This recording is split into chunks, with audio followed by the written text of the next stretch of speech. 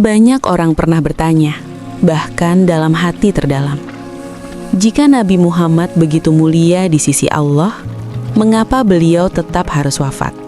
Bukankah Allah Maha Kuasa untuk membuat beliau hidup lebih lama?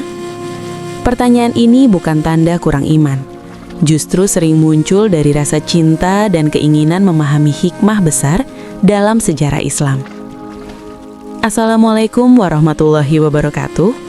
Semoga kita semua selalu dalam lindungan Allah Subhanahu wa Ta'ala. Di kesempatan ini, mari kita sama-sama menyelami sebuah tema penting yang sering jadi renungan umat Islam. Mengapa Allah membiarkan Nabi Muhammad SAW wafat, dan apa hikmah besar di balik peristiwa tersebut? Semoga pembahasan ini bisa menambah iman, wawasan, sekaligus kecintaan kita kepada Rasulullah SAW. Langit Madinah pagi itu tampak berbeda. Udara terasa tenang, tetapi ada kegelisahan yang sulit dijelaskan. Di rumah sederhana milik Aisyah binti Abu Bakar, Nabi Muhammad sedang terbaring lemah. Beberapa hari sebelumnya beliau sudah merasakan sakit, namun tetap berusaha memimpin umat, bahkan masih sempat keluar untuk sholat berjamaah meski tubuhnya tidak sekuat biasanya. Para sahabat mulai merasakan sesuatu yang tidak biasa. Nabi Muhammad bukan hanya seorang pemimpin, melainkan cahaya bagi kehidupan mereka. Setiap nasihat beliau menjadi petunjuk, setiap tindakan beliau menjadi teladan. Sulit bagi mereka membayangkan dunia tanpa kehadiran beliau. Di dalam rumah itu, suasana haru bercampur harapan. Keluarga dan sahabat dekat bergantian menjenguk. Kadang-kadang Rasulullah masih tersenyum lembut, seolah menenangkan orang-orang di sekitarnya. Namun di saat lain, sakit itu terlihat semakin berat. Pada suatu waktu, Rasulullah meminta air untuk membasuh wajah beliau. Dengan suara pelan, beliau berdoa kepada Allah. Kata-kata beliau penuh ketundukan, menunjukkan bahwa bahkan seorang nabi pun tetap hamba Allah yang sepenuhnya berserah diri. Berita tentang kondisi Rasulullah cepat menyebar. Madinah diliputi kecemasan. Orang-orang berkumpul, saling bertanya, berharap kabar baik. Sebagian sahabat mencoba menenangkan diri dengan berzikir, sebagian lagi memohon dalam doa agar Allah memberikan kesembuhan. Namun sejarah Islam mengajarkan bahwa para nabi, termasuk Rasulullah, tetap manusia yang menjalani sunatullah, hidup, berdakwah, lalu wafat pada waktu yang telah ditentukan Allah. Ini bukan tanda kurangnya kemuliaan, justru bagian dari hikmah besar yang Allah tetapkan. Menjelang saat-saat terakhir, Nabi Muhammad sempat menyampaikan pesan penting, menjaga sholat, dan memperlakukan sesama dengan baik. Pesan sederhana, tetapi sangat dalam maknanya, seolah beliau ingin memastikan umat Islam tetap berpegang pada fondasi utama setelah beliau tiada. Ketika kabar wafatnya Rasulullah akhirnya tersebar, Madinah seakan berhenti bernafas. Banyak sahabat tidak percaya. Umar bin Khattab bahkan sempat mengatakan bahwa siapapun yang berkata Rasulullah wafat akan dihukum, karena beliau yakin Rasulullah hanya pergi sementara, sebagaimana Nabi Musa pernah meninggalkan kaumnya. Namun Abu Bakar Ash-Shiddiq datang dengan ketenangan iman. Beliau berkata kepada umat, "Barang siapa menyembah Muhammad, maka Muhammad telah wafat. Tetapi barang siapa menyembah Allah, maka Allah Maha Hidup dan tidak akan wafat." Ucapan itu menenangkan banyak hati. Kesedihan tetap ada, tetapi iman kembali diteguhkan. Mereka sadar bahwa Islam tidak bergantung pada hidupnya seorang nabi, karena sumbernya adalah Allah yang kekal. Disinilah muncul pertanyaan besar yang terus direnungkan umat hingga kini. Mengapa Allah membiarkan Rasulullah wafat, padahal beliau manusia paling mulia? Jawabannya tidak sederhana, tetapi sejarah Islam memberi beberapa petunjuk. Pertama, agar umat Islam tidak sampai mengkultuskan Nabi secara berlebihan. Jika Rasulullah hidup sangat lama atau tidak wafat, sebagian orang mungkin akan menempatkan beliau pada posisi yang seharusnya hanya milik Allah. Kedua, wafatnya Rasulullah Nabi Muhammad menunjukkan bahwa risalah Islam sudah sempurna. Al-Quran telah turun, ajaran telah disampaikan, teladan sudah diberikan. Dakwah tidak berhenti karena fisik Nabi tiada. Justru umatlah yang harus melanjutkan perjuangan. Ketiga, peristiwa itu menjadi ujian keimanan para sahabat. apakah mereka tetap teguh setelah kehilangan figur yang paling mereka cintai? Dan sejarah Islam membuktikan bahwa dari ujian itulah lahir generasi sahabat yang kuat, yang kemudian menyebarkan Islam ke berbagai penjuru dunia. Meski demikian, kesedihan itu tetap manusiawi. Aisyah binti Abu Bakar merasakan kehilangan mendalam. Para sahabat juga demikian. Mereka mengenang senyum Rasulullah, kelembutan beliau, serta perjuangan panjang yang telah dilalui bersama. Namun perlahan, mereka memahami satu hal penting. Cinta kepada Rasulullah bukan hanya dengan merindukan beliau, tetapi dengan menjalankan ajaran beliau. Sejarah Islam mencatat bahwa setelah wafatnya Rasulullah, umat Islam justru semakin matang. Kepemimpinan dilanjutkan para khalifah, ajaran Islam terus bersebar, dan nilai-nilai yang diajarkan Rasulullah tetap hidup hingga sekarang. Maka wafatnya Rasulullah bukan akhir dari cahaya Islam, justru itu menjadi awal tanggung jawab umat untuk menjaga dan meneruskan risalah. Dan mungkin disinilah hikmah paling dalam. Allah ingin menunjukkan bahwa yang abadi hanya Dia, bahkan Nabi paling mulia pun kembali kepadanya. Dengan begitu, hati manusia tidak bergantung pada makhluk, melainkan langsung kepada Sang Pencipta.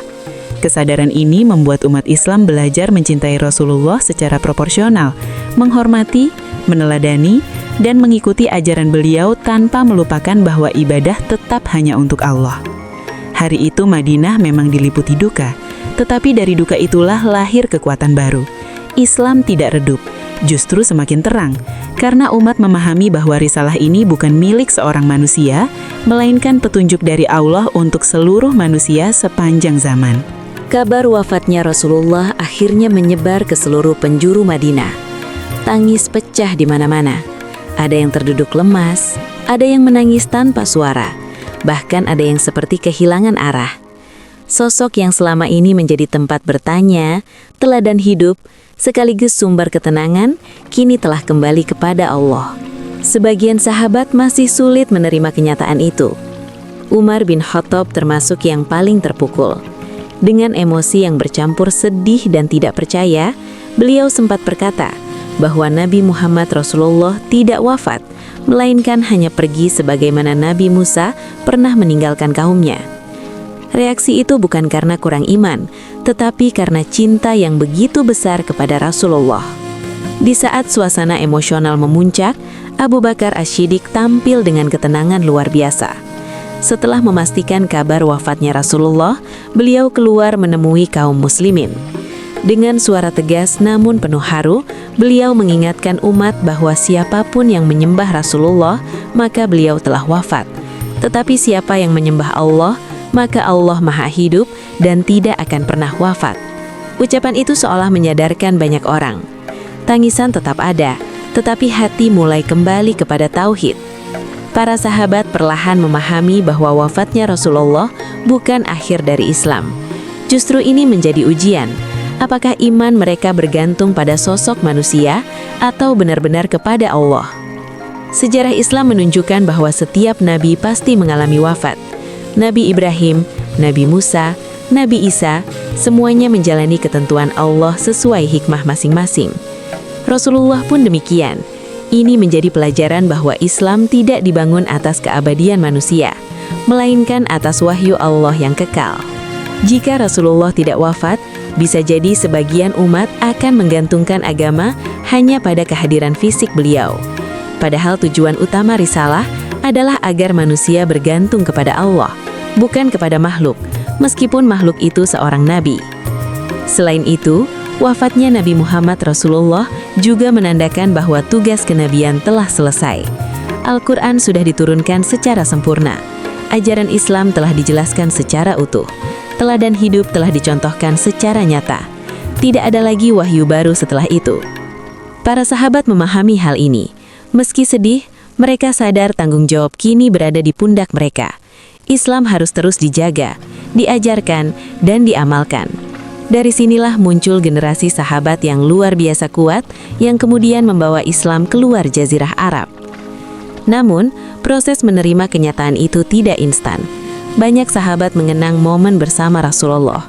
Ada yang teringat senyum beliau, ada yang teringat nasihat beliau, ada pula yang teringat perjuangan berat saat dakwah awal Islam. Kenangan itu bukan sekedar nostalgia, tetapi menjadi sumber semangat. Mereka bertanya pada diri sendiri, bagaimana cara menunjukkan cinta kepada Nabi Muhammad Rasulullah sekarang? Jawabannya perlahan jelas, dengan mengikuti ajaran beliau. Di sisi lain, umat Islam juga belajar tentang makna kehidupan dunia. Bahkan manusia terbaik pun tidak kekal di dunia. Semua akan kembali kepada Allah. Ini mengajarkan kerendahan hati dan kesadaran bahwa kehidupan dunia hanyalah persinggahan. Wafatnya Rasulullah juga menguatkan konsep tawakal. Umat Islam belajar bahwa perlindungan utama bukan dari sosok manusia, tetapi dari Allah. Nabi adalah pembimbing, tetapi Allah lah penentu segala sesuatu. Menariknya, setelah wafatnya Rasulullah, Islam justru berkembang pesat. Para sahabat bersatu menjaga ajaran. Mereka mengumpulkan Al-Quran, memperkuat persatuan umat, dan melanjutkan dakwah dengan penuh tanggung jawab. Hal ini menunjukkan hikmah besar. Allah tidak menggantungkan kelangsungan Islam pada satu individu, tetapi pada sistem wahyu dan komunitas beriman. Dengan demikian, Islam bisa terus hidup lintas generasi. Dari sudut pandang spiritual, wafatnya Rasulullah juga mengajarkan kedewasaan iman. Umat Islam tidak lagi bergantung pada kehadiran fisik Nabi, tetapi pada pemahaman ajaran beliau. Ini membuat hubungan dengan Allah menjadi lebih langsung. Kesedihan tetap menjadi bagian dari sejarah. Namun dari kesedihan itu, lahir kekuatan, kedewasaan, dan keteguhan iman. Para sahabat membuktikan bahwa cinta kepada Rasulullah bukan sekedar perasaan, tetapi komitmen menjalankan ajaran beliau. Dan hingga hari ini, lebih dari 14 abad kemudian, ajaran Rasulullah tetap hidup.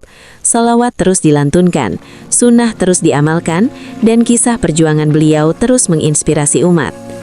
Maka ketika muncul pertanyaan, mengapa Allah membiarkan Rasulullah wafat, sejarah Islam seakan menjawab, agar umat belajar tauhid yang murni, tanggung jawab dakwah, serta kesadaran bahwa yang abadi hanyalah Allah.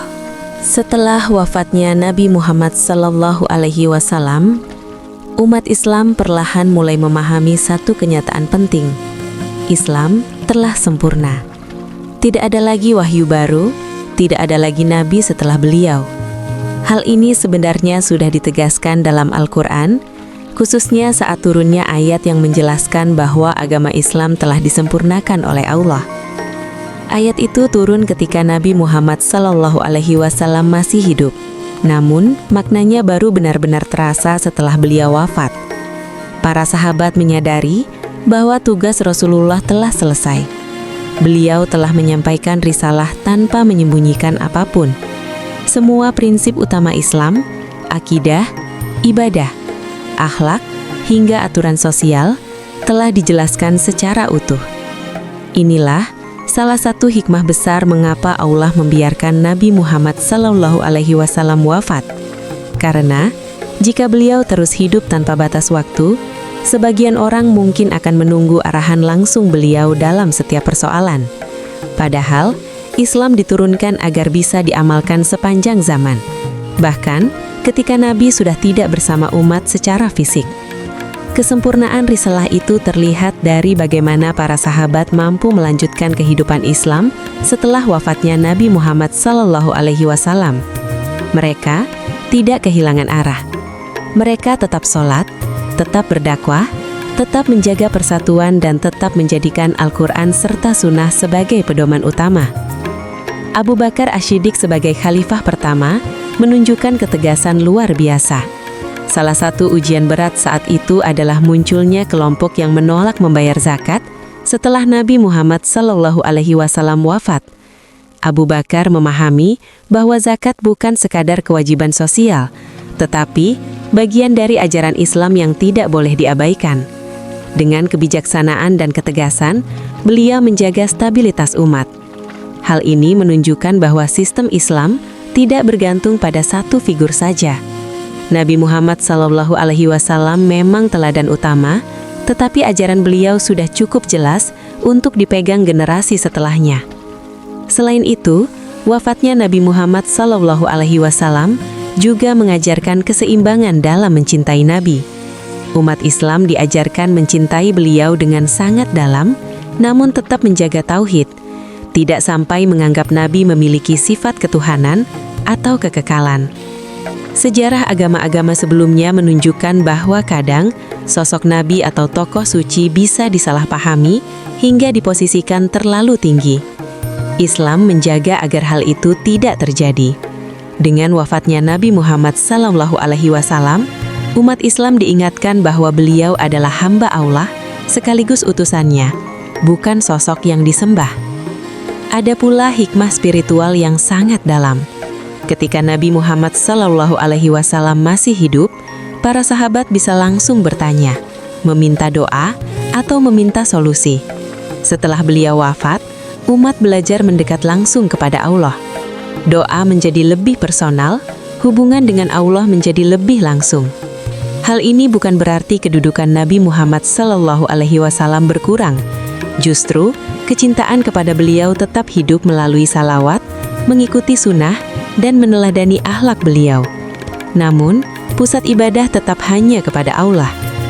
Menariknya, setelah wafatnya Nabi Muhammad SAW, penyebaran Islam semakin luas. Dalam beberapa dekade, Islam mencapai wilayah Persia, Syam, Mesir hingga wilayah lain. Para sahabat membawa ajaran dengan semangat yang diwariskan Nabi Muhammad SAW.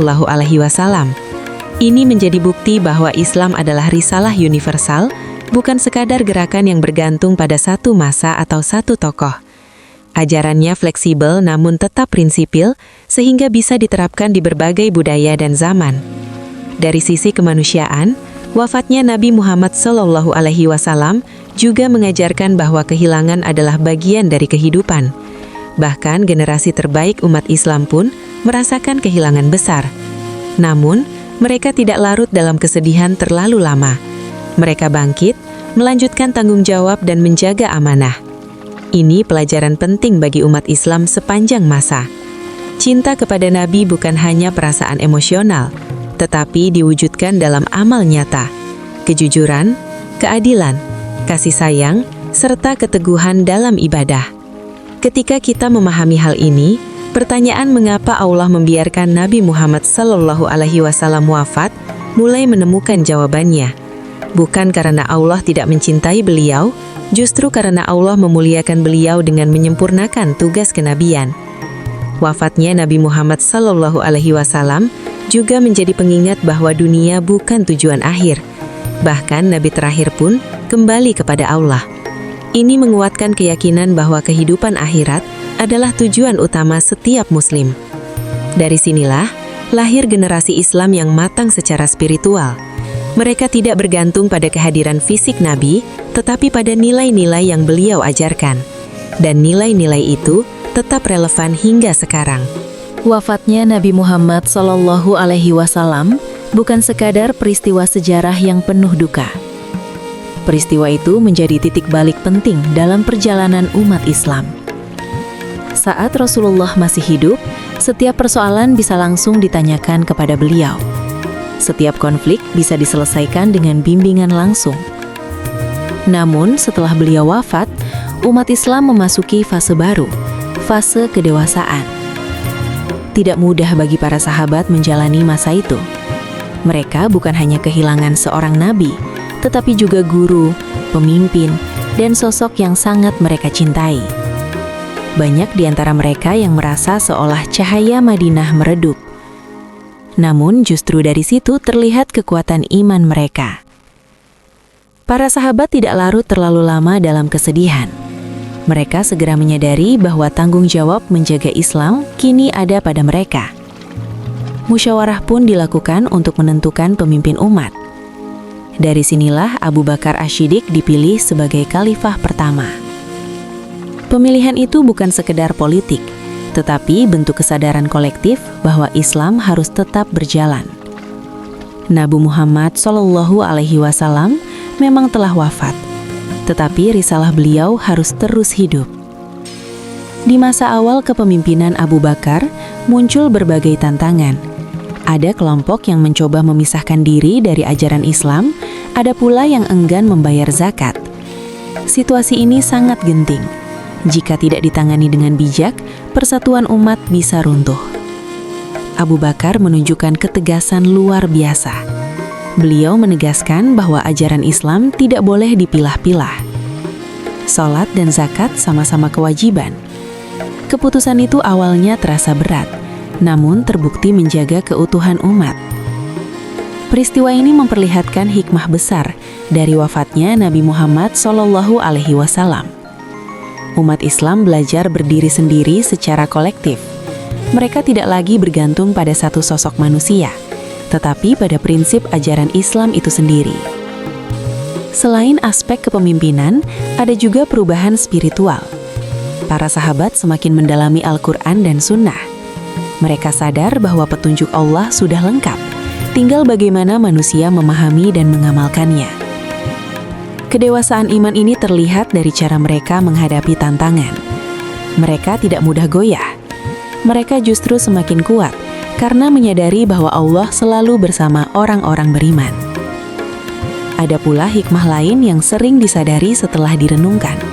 Wafatnya Nabi Muhammad SAW menjaga kemurnian tauhid. Islam menekankan bahwa tidak ada makhluk yang kekal. Semua akan kembali kepada Allah. Ini mencegah umat dari sikap berlebihan dalam mengagungkan manusia. Sejarah menunjukkan bahwa sebagian umat terdahulu pernah terjebak mengkultuskan tokoh suci. Islam datang dengan penegasan tauhid yang jelas. Nabi Muhammad SAW sendiri selalu mengingatkan agar umat tidak berlebihan memuji beliau. Dengan wafatnya beliau, pesan itu semakin kuat. Umat Islam mencintai Nabi Muhammad SAW dengan mengikuti ajaran beliau, bukan dengan menempatkan beliau pada posisi yang hanya pantas bagi Allah. Dari sisi dakwah, wafatnya Nabi Muhammad SAW juga membuka babak baru. Islam tidak lagi terpusat di Madinah saja. Para sahabat menyebar ke berbagai wilayah membawa ajaran Islam dengan penuh tanggung jawab. Menariknya, banyak wilayah justru menerima Islam setelah wafatnya Nabi Muhammad SAW. Ini menunjukkan bahwa risalah Islam bersifat universal, tidak bergantung pada kehadiran fisik Nabi, tetapi pada kebenaran ajarannya. Disinilah terlihat kebijaksanaan Allah. Jika Nabi Muhammad SAW tetap hidup sangat lama, mungkin sebagian umat akan bergantung terus kepada beliau. Namun dengan wafatnya beliau, umat terdorong untuk aktif menjaga dan menyebarkan Islam. Secara emosional, cinta kepada Nabi Muhammad SAW justru semakin dalam setelah beliau wafat. Salawat menjadi salah satu cara umat menjaga hubungan spiritual dengan beliau. Sunnah beliau menjadi panduan hidup sehari-hari. Cinta itu tidak hilang meski fisik beliau tidak ada.